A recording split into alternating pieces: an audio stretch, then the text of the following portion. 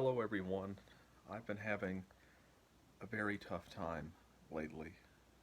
Um, Barney's death has been an absolute shock to me because it was so unexpected when they said just that his blood sugar spiked to the point where it just couldn't be brought down. Of course, because he had this condition called ketoacidosis, which a lot of people, most people actually, um, most pets who have these attacks, usually most owners were not aware that there was a problem until they had the attack, and so it's just been really, really hard on me. And we, of course, um, buried him yesterday. I wasn't there for the burial, and we buried him on our property. And there was this statue that we had, this miniature statue of a dog that kind of looked like Barney, and we put that to kind of represent, his grave. And it was just, I've only been down there once though because I couldn't bear to look at it. It's probably going to be quite some time before I will walk down that path and see that because I just can't bear. Originally, we were gonna have him um, buried in the oak tree in the backyard, but I said I didn't want to look at that and be reminded of it all the time. And it's especially sad because you have Gizmo, who, because we got to remember, we built this fenced-in yard enclosure so they would have more room to run around and play.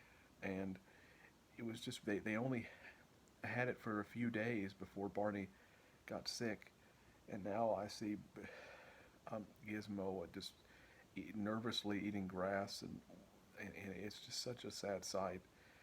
And now he's by the door all the time, and he doesn't he doesn't sleep in the dog house that we made for him because he just, I don't think he wants to be in there without Barney. He doesn't want to be alone, and so, especially because in many ways Barney was far more independent um, than Gizmo, especially because he had some time alone.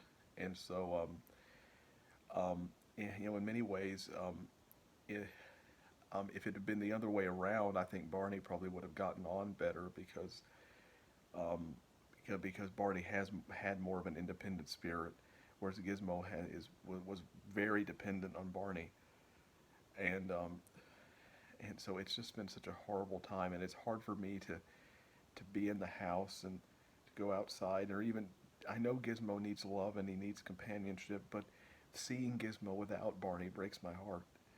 I mean, it just breaks my heart. And we've talked about possibly um, getting another dog because because especially since we built this large enclosure for multiple dogs to run around, and now there's only one.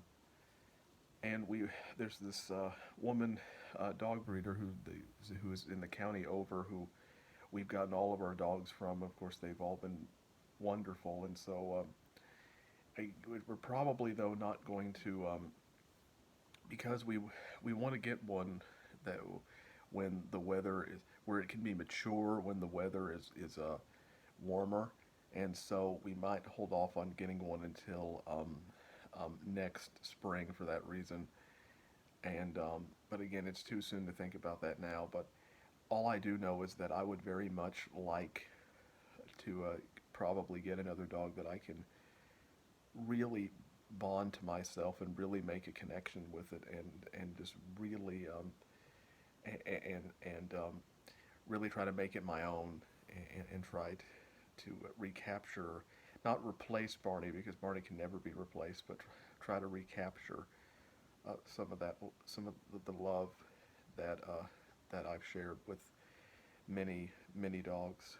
And of course, I have never felt so much grief really um, in my life because I mean, I felt this grief more acutely than probably than when I experienced any other event. Not that there haven't been greater tragedies in my life, But now that I'm older, I mean, the older I become, my thinking gets more complex. I'm more introspective, and therefore I tend to feel more deeply because of that. Because if a tragedy happens while you're a kid or even a teenager, you're sad, but because you're not as introspective, you get over it quicker in many cases, and not get over it, but you can put it behind you more easily. And especially since the more tragedies occur in one's life, the more because when a tragedy occurs in my life, I not only am mourning for that person or that dog or whatever, I'm also mourning for all the other pets or people that I've lost because it all come because if I feel a serious state of grief, then the grief that I experienced before also tends to return. So it can be very intense, and I am just in a state of shock. And that's why I've been wanting to get out of the house as much as possible because being in the house it feels like an empty shell. There's no life in it, and I don't know how I'm going to get through this because I can't go even sometimes a few minutes without crying, which is why my eyes are completely dry. I actually think I might be slightly dehydrated because I keep crying, and it's just I'm having such a hard time, and I miss Barney so much, and it's just it feels like a nightmare in some ways. Like it shouldn't be real. Like because I've had nightmares and dreams before where a Barney has died, and then I wake up and I think, oh, thank God that isn't true. And now that it is true, it's a terrifying, horrifying ordeal. And I'm trying to get through it, but I've never felt grief like this before, and so it's going to take a long time for me to become emotionally stable again.